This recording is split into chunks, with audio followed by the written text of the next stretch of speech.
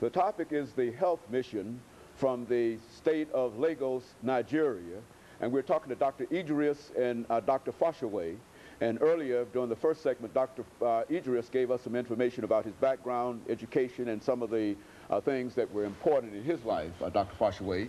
And what we'd like for you to do is to take the first few minutes of this time to talk about Dr. Foshaway and your responsibilities and kind of things that are important in your life. And then Dr. will give us some additional information about health issues in Nigeria. Thank you, Doctor. First, I must say it's really nice to be here. I am a medical doctor. Right now, I'm in administrative medicine. I went to school in Nigeria, Lagos, Nigeria, and my medical education was in Osun State. That's another state.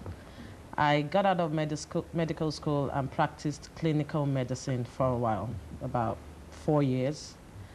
And I realized that to have enough time with the family, it would be better to be in administrative medicine because I have 2 kids, baby boys.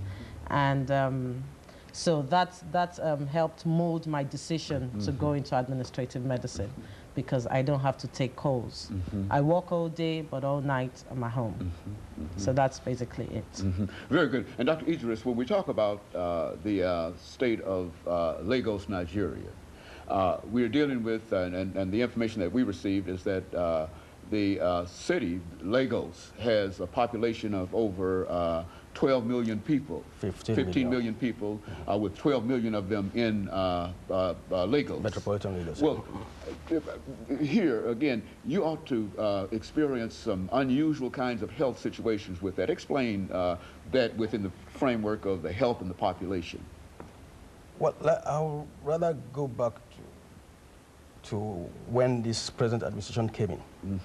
When the administration came in, it met a lot of problems, basically due to the long years of military rule in the country. A lot of things had deteriorated. The infrastructure had been neglected for over 30 years. Basic infrastructure like water, electricity, power were no longer there. The hospitals had become mere shadows of themselves. Levels of poverty of the people had gone very high. Purchasing power of people very, very low. And so when we got in, I mean, we found that the task was very, very enormous. We now had to sit down to plan our strategy as to how to at least face, carry out some of these plans.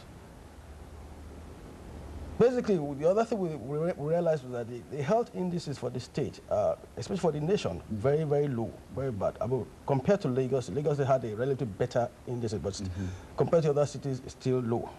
Infant mortality rate is very high. Maternal mortality rate is high. Life expectancy is barely over 50 years. And the financing mechanism is not in place, not adequate, because just like you have here, we don't have a social, we don't have any health insurance or any social security system in place. Most people pay out of pocket. If you look at the level of poverty, how much can they pay? So the resources available to government very, very limited. So we needed to prioritize our programs. And then when we started, we decided to design programs that actually will address the poverty level of people. We looked at the disease burden, basically communicable diseases like malaria, which is still the #1 leading cause of death in the sub-Saharan Africa. It's the same thing. HIV/AIDS has become very, very, very important, and it's killing a lot of people. So we had to fashion our programs to be able to control or address this, at least within the limits of our resources. Issue of reproductive health, we had to face that because, that's why infant mortality is high. Our mothers die. For every 100 women that go to the hospital for antenatal care, perhaps about 10 will eventually die. So it's very high. So we need to design programs to address such issues. We had school health programs to address children in school. We had immunization strategies because of the high level of communicable diseases. We needed to face that. We address those issues. These are the things that have large, what we call large externalities. You put little money, but you get big returns on your investments. Now, having done some of those things, we now have to face the hospitals themselves, the facilities themselves. Over the years, they've been run down, so we had to gradually try to build them up a bit. But like we said, we were constrained by resources available, both financial and material, personnel-wise. You cannot believe it, like you said rightly, the population of Lagos is at least 15 million people. By virtue of the position of Lagos, the hub, economic center of Nigeria, people from different parts of the country, in the subway, West African region, in North Africa, come to Lagos because of that. Everybody come to Lagos. We have to design programs to be able to accommodate all these people. You can't drive them away.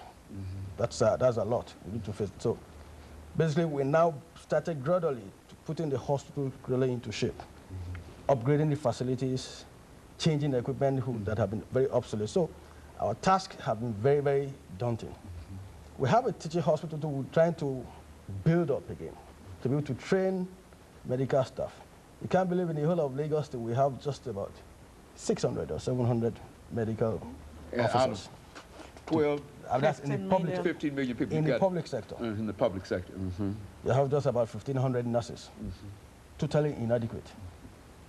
And so, Dr. Foshaway, to come to the state of Tennessee and to talk about health, what would you like to see happen from as a result of the mission that you've had over here in the last few days? Well, we came here seeking technical assistance and capacity building. We actually found out that health here is a major issue, and it is being faced and addressed squarely. So from this visit, we would hope that we can have mutually beneficial collaboration, and we would be able to improve the health status of our people from whatever it is we can get out of here.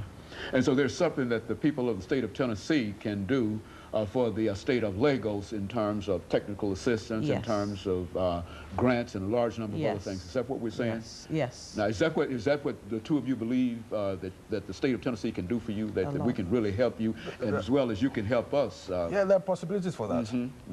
We have one thing we realized that we've got 25 seconds, Dr. Oh, there's possibility for that. Okay, but go on. I mean, just possibilities for that. First of all, you have a very, very strong health insurance scheme, and we needed to understudy how you go about doing that, because we have slightly similar population in the country. Okay, well, let me take this second commercial break, and we'll be back following this second commercial break to continue our conversation. Thank you.